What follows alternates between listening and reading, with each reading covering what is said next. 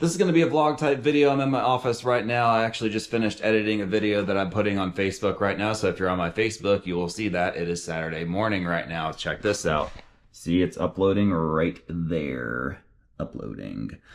Now let's see what else I have going on the rest of the day. Maybe I'll show you what my office looks like because I don't know. Why not? Nothing crazy. I'm not going to show everything because it's kind of disheveled at the moment. But Snoopy and then my John Lewis banner. I've got some guitars hanging up on the wall because I do play guitar. That's the porch swing. It's a picture that my sister got for me. Or it's a, well, yard swing, porch swing, whatever, that my grandparents had. And then when everybody passed away in my family, that was kind of like the iconic thing. So my sister took a picture of it before it went away.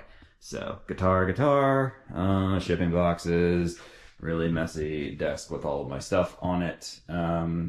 Yeah, so that's what I got so far. I'll take you, I guess, on the journey of wherever else I'm going today. I do actually have to run an errand or two before I do anything really crazy. Actually, I spoke too soon. I do need to let my dog outside before I do literally anything else. Oliver!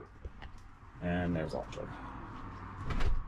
So, he's gonna run out and do his business. It's a beautiful day here in Georgia. And, yeah, that's Oliver. Hi, Oliver.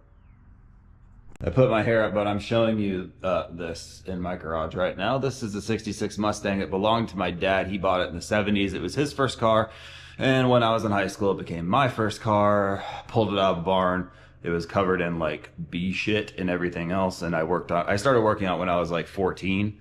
And I have never actually stopped working on it. My mom actually backed into it when I was 16, so I had to replace this fender.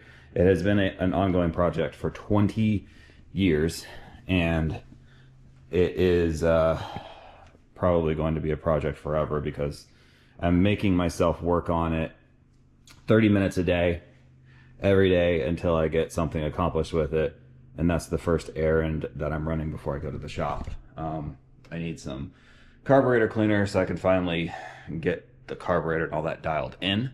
So that's not really the focus of the video. Is just this is actually what's going on. I'm actually going through what's happening in my daily life. I have the battery down here on a battery charger. It's actually been charging all night, so that battery is probably toast, but I guess we'll see. So anyway, I'm gonna head out and go run some errands real quick.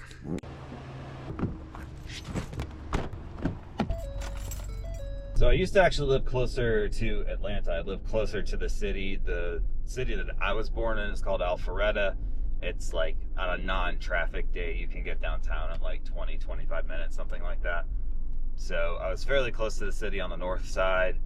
And then at the end of last year, my wife and I actually moved to a bit more out in the country, but still close enough to where I could be downtown in less than an hour.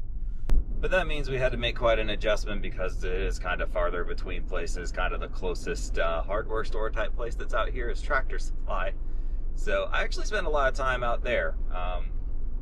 But that's where I'm headed right now, just to grab something. The shop where I work is walking distance from my house.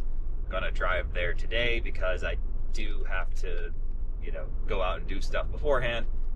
A lot of times I will just walk to my shop.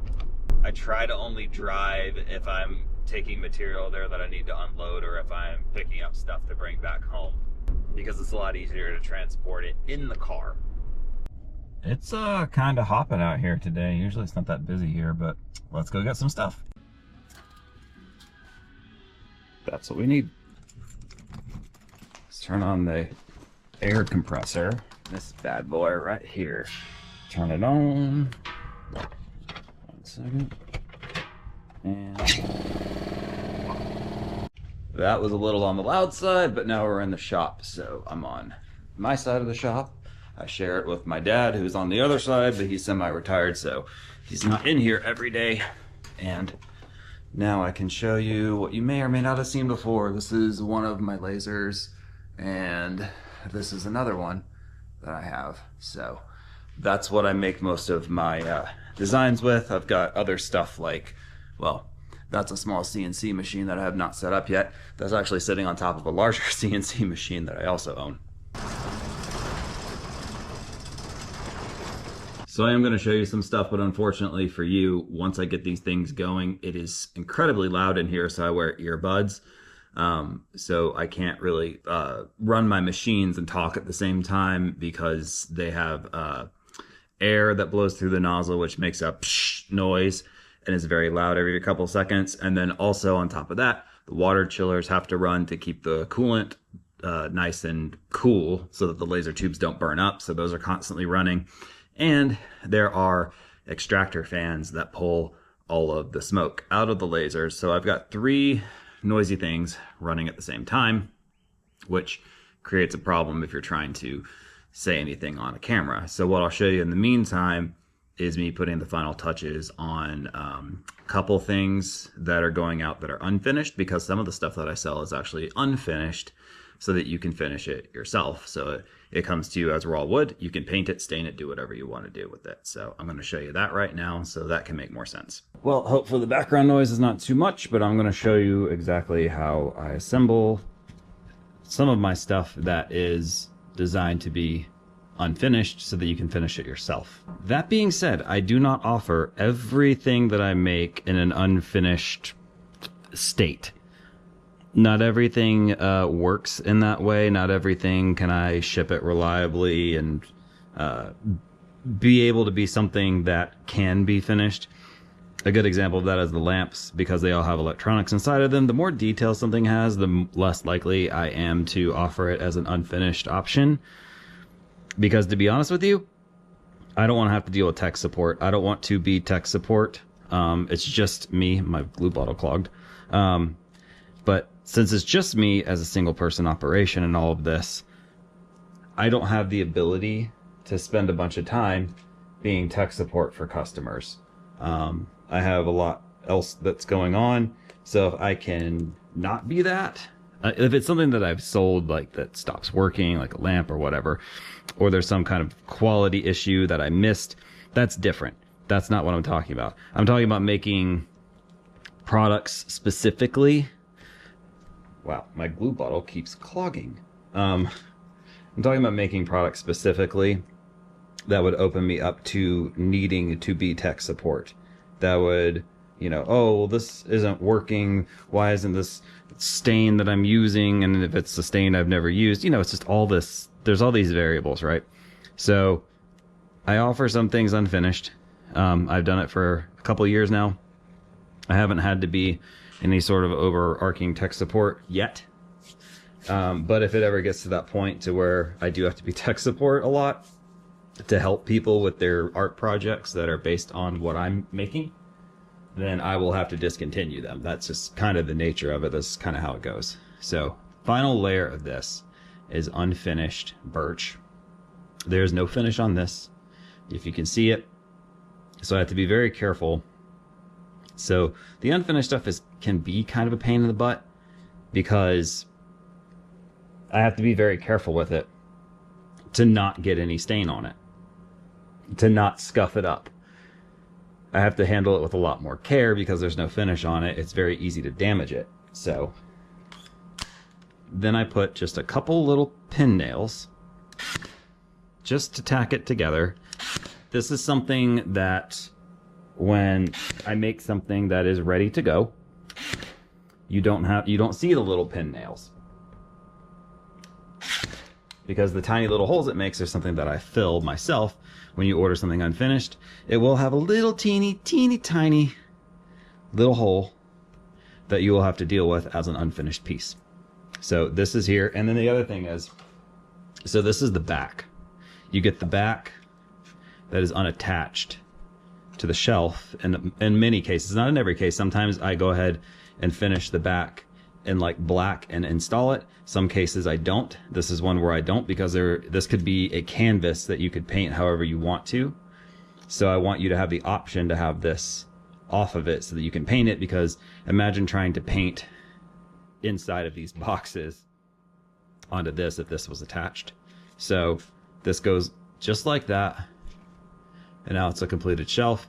And on the unfinished versions, there are holes around the perimeter. And I give you the tiny nails that go in the holes so that you can paint this however you'd like to. And then, you know, flip it over, glue the back of this, and then nail it from the back. So this one is now finished. I'm just going to take, like, let me show you, like this 5/4 thick board. I'm going to set it off to the side, and then this weighs about, I don't know, 15 pounds. I leave that on it to compress it so that everything goes together. So I'm going to do this off to the side over here. Because of all the background noise, you get a voiceover for this part. This is just me nesting the material. I'm not designing anything here. I'm just pulling up all the orders that have been sold and all the stuff that I need to cut out, and I'm nesting it. So that white rectangle that you see there is actually the material. That's the size of the material.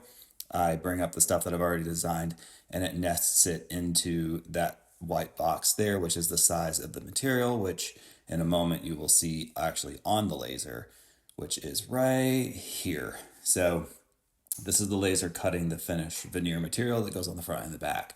This whole process here, I believe, took 45 minutes for it to cut in total, but this video has been sped up, I think 750%. So it's just doing it all in about 30 seconds. It takes a lot longer than that. And then you still have to obviously stain and assemble everything, but this is what the laser looks like. There's just too much background noise for me to show it in real time or talk over it. It's incredibly loud. So that's that part of the process for you. So I finally finished up and got everything turned off because of all the noises that were literally going on everywhere, so I couldn't talk. But I made a big dent in everything. I got everything that has been ordered. See, my hands are disgusting. I got everything that's been ordered over the past few days into the production process, and I'll show you how I kind of do that right here. So I just pre-stain a lot of stuff. These are all the gray things. So anything that I had to stain gray for something that was pre-ordered is over here. And then anything I had to stain almond brown is over here. So those are hanging out over there. And then anything that's like the dark brown, I call it dark brown. It's pretty much black. It's just kind of laying around through here. But then if you come over here closer to the door, anything that is the natural color, like the honeycombs and stuff, that's all right here. This one is completely done, so that one's shipping out tomorrow. This one right here is completely done, so it is shipping out tomorrow also. And then obviously those two that I showed earlier that were unfinished, those are also going out tomorrow. So anything else that's in here, I'm going to start doing final assembly on, and then final finishing on tomorrow. And then those will probably be ready to go out by Wednesday. I like to give stuff time to acclimate. So the things that you're seeing here that you didn't see before, like the double cat shelf here and that, those have been acclimating for a few days. I just wanted to do that before I put them in the shipping boxes and all that. So anyway, now I'm going to go back and do my 30 minutes with working on the car. It's like 5 p.m. now. So I just want to be sure that I put in my time with that, because I try to commit to stuff and stick to it. So I'll see you when I'm back in the garage. Okay, so back at it, back in the garage, back with the car like I told you that I would be, with the carburetor cleaner that we got from Tractor Supply this morning. And this battery has been on the charger for 24 hours now, and that yellow means that it's still not back. So I'm gonna try it anyway. It's been on there long enough. But basically, the story of this car in a nutshell, I know I told you this morning, my dad bought it in the 70s, but it's a wreck on the inside, but that's a manual transmission shifter. This car was born automatic, and I converted it years ago, and it's been just a continual project my entire life, pretty much. So let's see if we can get it started. What I did, I'm not going to get too technical on this, trust me, I know a lot of you aren't interested in this crap, but what I did was I had a vacuum leak. This is the carburetor. I had a vacuum leak, and this is a vacuum gauge, and that vacuum leak, I believe, was causing this thing to not run properly. So I want to get it running properly and then work on all the like aesthetic type things on it. That's kind of always been the goal, is I want it mechanically as good as it possibly can be within a budget, and then see where I land after that. So I'm gonna put the battery back in it and then see if I can get it to start and see if I can adjust things.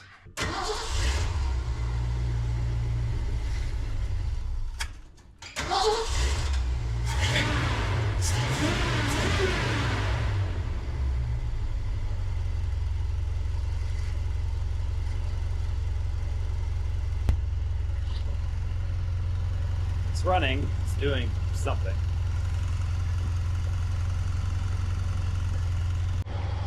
So this gauge is showing in the red and it needs to be in the green. So we're going to try to adjust this and see if we can maybe remedy that. Let's see. See, it sounds like it's running smooth, but once it gets warmed up is when it kind of acts wonky. So this is just something that I deal with all the time because these cars don't run on computers like that car does. It's all done with screwdrivers and wrenches. So that's my life.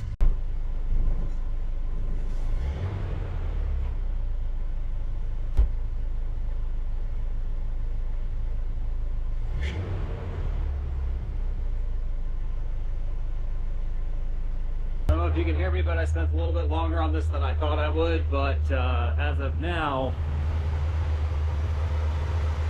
good. This exhaust is incredibly loud.